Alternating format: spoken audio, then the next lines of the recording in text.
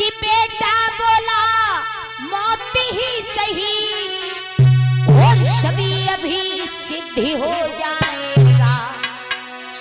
मेरे राम में मैया ताकत है तो विषय अमृत बन जाएगा।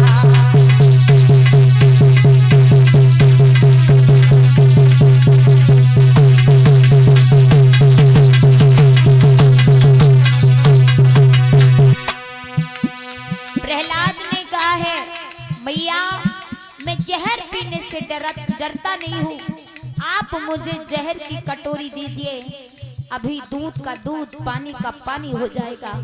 मुझे पता चल जाएगा कि अगर प्रभु के नाम में सच्चाई होगी तो ये जहर जो है अमृत बन जाएगा, अमृत बन जाएगा। बोले प्रहलाद। यूं कहकर प्याला हाथ लिया, कर लिया पान हंसते हंसते, पर्दे में झलक दिखाने लगे करुणा निधान हंसते हंसते।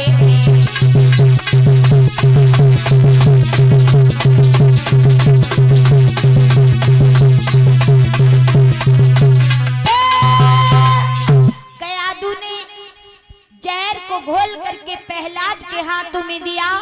प्रहलाद ने आज हंसते हंसते उस जहर को पान कर लिया। भगवान ने आकर के प्रहलाद को दर्शन दिए हैं और प्रहलाद ने नेत्र बंद करके भगवान के दर्शन किए। वो जहर जो था अमृत हो गया। हंसते हंसते जहर को पी गए प्रहलाद। भगवान के नाम में इतनी सच्चाई होती है कि जहर भी अमृत बन जाता है। प्रहलाद जब पी गए, मैया कयादू घबराने लगी, कहीं मेरे बेटे को कुछ हो न जाए, कहीं मेरे बेटे को कुछ हो न जाए। रोने लगी, बेटा तुमने ये क्या कर दिया, एकदम से जहर पी लिया, जरा थोड़ी देर तो रुक जाते। प्रहलाद कहने लगे मैया चिंता न करो, एक दिन सभी को मरना है, जो आया है संसार में जरूर मरेगा, अमर होकर के कोई नहीं आया, इसलिए घबराओ नहीं, जो होगा वो भगवान सब अच्छा ही करेंगे। प्रहलाद ने जहर पी लिया। प्रहलाद हंसने लगे, कुछ नहीं हुआ। हिरण्यकश्यप ने सोचा कि चलो चल करके देखते हैं प्रहलाद माना या मरा या जिंदा है। जैसे ही आए हिरण्यकश्यप, प्रहलाद ने देखा अपने पिताजी को, उसी समय दोनों हाथ जोड़े कहा पिताजी राम राम सा।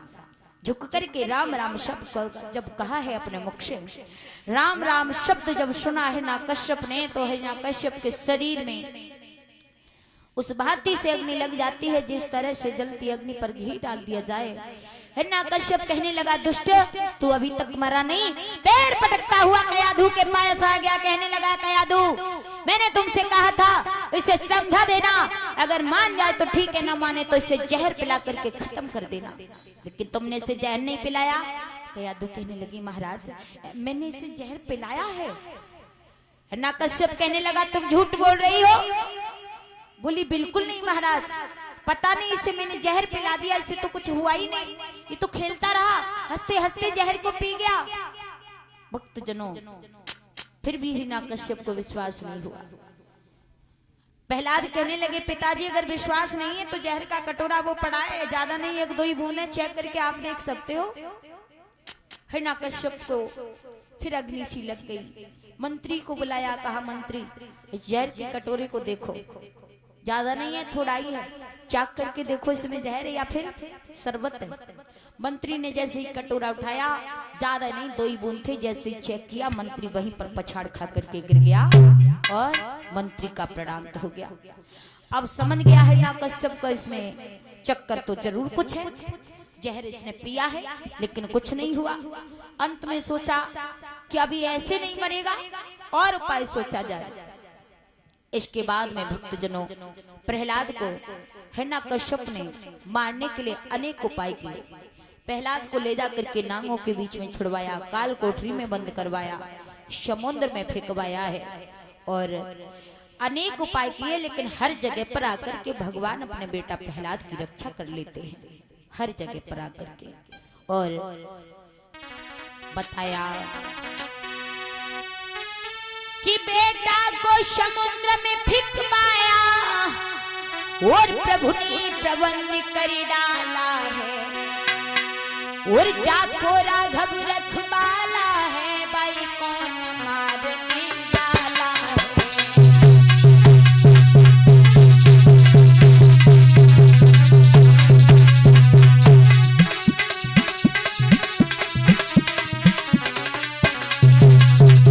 बहुत सुंदर बड़ी भैया।